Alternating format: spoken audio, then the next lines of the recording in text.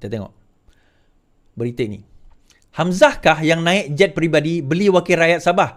Tanya Aziz Zaman. Antara pemimpin yang kerap turun ke Sabah menggunakan jet peribadi ketika itu tidak lain tidak bukan Hamzah Zainuddin katanya. Salinan URL umum tahu lawatan Hamzah ke Sabah tahun lalu 2020 yang saya cerita tu membawa kepada sidang media dan pengumuman pertama yang dibuat oleh dua wakil rakyat yang mengumumkan sokongan kepada Perikatan Nasional, kata Aziz Zaman.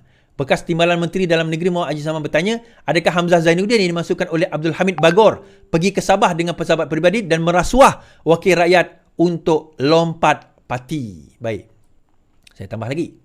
Okay.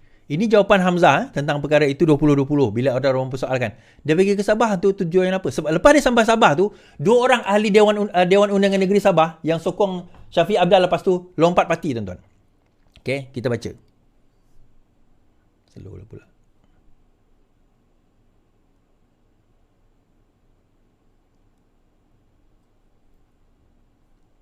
Okay. Saya ke Sabah atas urusan kerja, bukan hal politik. Hamzah Zainuddin. Okay, dia kata dia urusan kerja dan bukan politik. Bermakna apa yang saya nyatakan tentang Hamzah pergi ke Sabah pada 2020 itu adalah benar, tuan-tuan. So pada masa itu, apa pendirian PAS? Menteri Undang-Undang pada waktu itu adalah orang PAS. Apa pendirian mereka?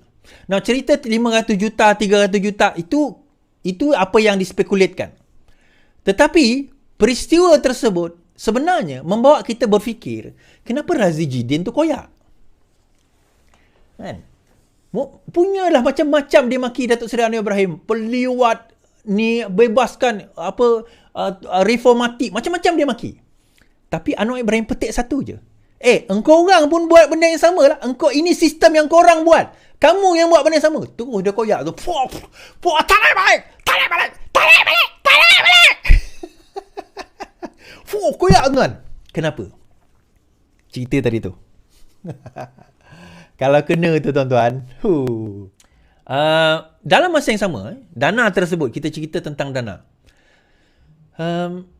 Saya akan kembali kepada cerita dana ni, tapi saya nak bawa cerita yang PAS sebut kan, dalam ceramah beliau, ceramah apa ke tak tahulah.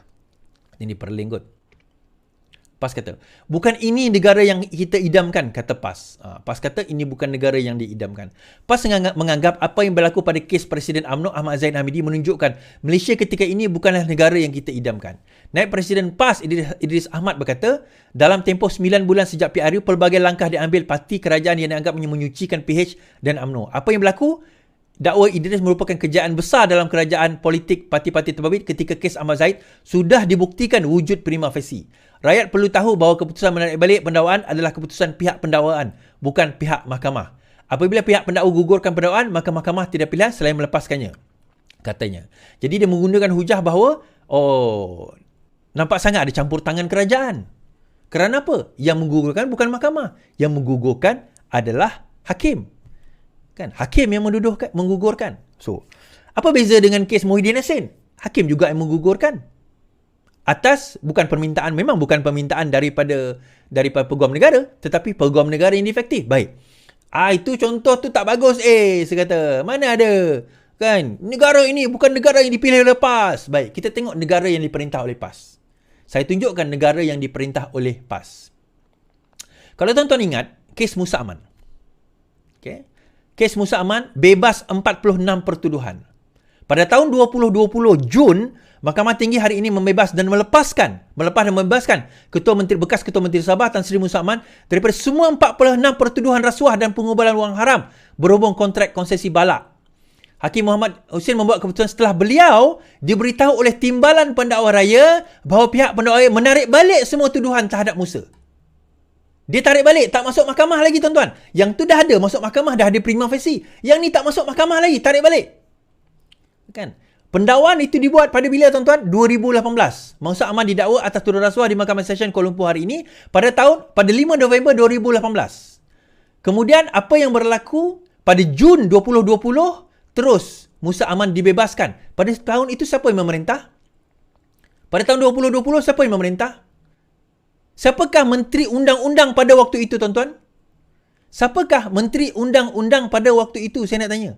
Menteri Undang-Undang pada waktu itu adalah orang yang bercakap tadi. Tonton tengok video saya yang tadi tu, saya tunjuk gambar tu. Dia lah Menteri Undang-Undangnya. Dia siapa Perdana Menteri? Muhyiddin Yassin. Pada Jun. Nah, kita fikir, ada tak pendakwa raya?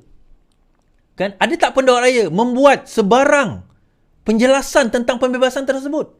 Bila dia bebaskan, ada tak pendakwa raya menerangkan penjelasan tentang pendakwaan tersebut? Peguam negara perlu jelas penarikan balik kes Musa Aman. Pejabat Peguam Negara perlu menjelaskan kes Musa Aman terhadap Tan Sri Musa Aman, katanya.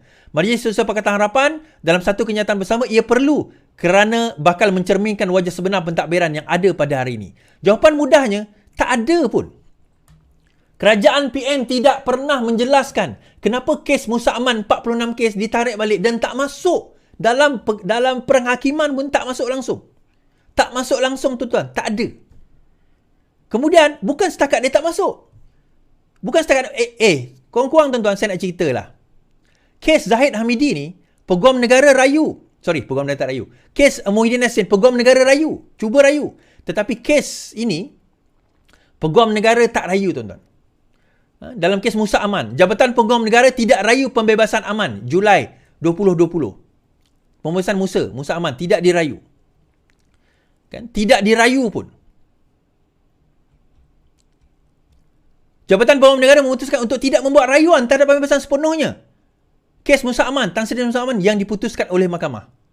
Menteri Jabatan Perdana Menteri, Datuk Taqiyuddin Hassan.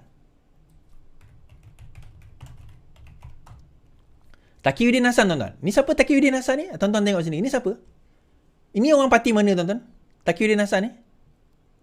Parti mana ni? Saya nak tanya, tuan-tuan ni. Apa yang Menteri Taqiyuddin Hassan kata? Setelah meneliti dan mengkaji keseluruhan kes, Jabatan Kuat Peguam berpandangan pendakwaan adalah tidak wajar diteruskan. Pendakwaan adalah tidak wajar diteruskan. 46 kes. Now, tuan-tuan, apa yang berlaku immediately selepas kejadian tersebut berlaku?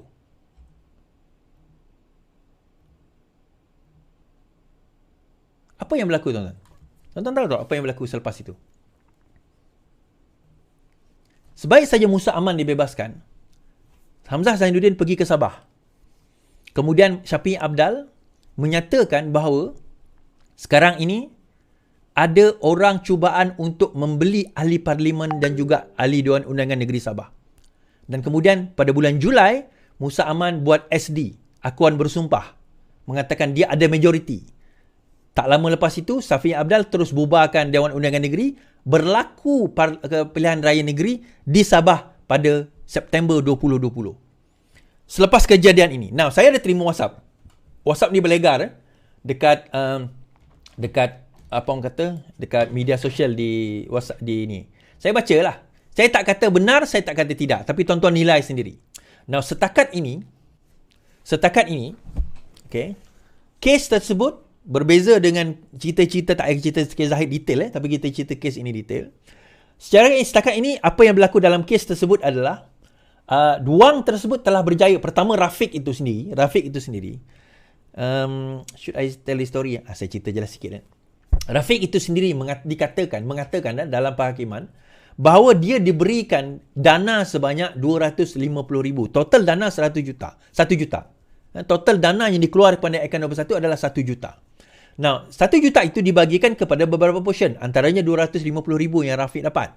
So, Rafiq dikendaki melupuskan. Tetapi dia kantoi, tuan-tuan. Ada cerita dia lah. Saya tak nak cerita kat sini lah. Tunggu full judgment keluar nanti, saya baca. Tapi dia kantoi kat situ. Disebabkan kantoi itulah menyebabkan Syed Saddiq kena. Dan dikatakan sejumlah 50,000 telah dipindahkan daripada akaun itu masuk ke dalam ASB dia sendiri. Dan dia kata itu adalah derma dan sebagainya. I don't know apa dia punya defend lah. Tapi dia ada defend yang digunakan. Now, adakah beliau akan didapati bersalah atau tidak? 9 November nanti kita tentukan lah. Tapi kalau kita tengok daripada itu, jelas ada money trail. Money trail itu keluar daripada akaun Bersatu, pergi kepada Rafiq sebagai saksi utama. Dan dia telah masuk. Persoalan sekarang ini, adakah duit itu masuk ke dalam ASB? Adakah duit ASB yang masuk ke dalam akaun ASB itu, adakah itu duit yang boleh dibuktikan datang daripada jumlah 1 juta tadi itu? Itu persoalan. So kalau pendakwa raya berjaya membuktikan duit itu 50,000 itu datang daripada 1 juta itu, maka dia boleh didapati bersalah di bawah pengubahan wang haram. Itu satu kaedah yang boleh digunakan.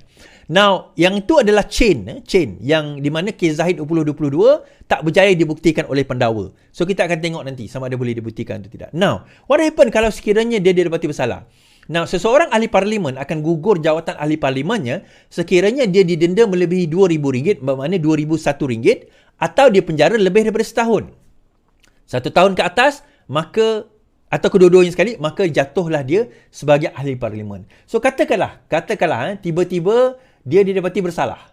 Dia didapati bersalah, jatuh hukum. Denda lebih daripada RM2,000, of course, obviously lah kan. Dan penjara. Ataupun tak ada penjara tapi lebih denda. Adakah jatuh jawatan ahli parlimennya? Jawapannya tidak lagi. Not yet. Tidak lagi. Pending apa tuan-tuan? Pending appeal. So, immediately, peguam bela dia boleh letakkan stay of execution dipanggil. Stay maknanya dia tahan dulu, dia tangguh dulu hukuman tersebut pending appeal.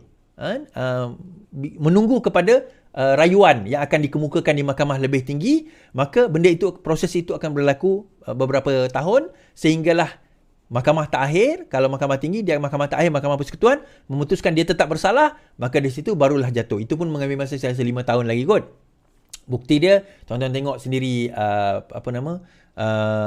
Najib Tun Razak hari itulah, walaupun sudah didapati bersalah, tetapi dia masih lagi menjadi ahli parlimen kerana perkara tersebut. Sebagaimana kita tahu, dia adalah stay of execution. Okay? Stay of execution. Baik.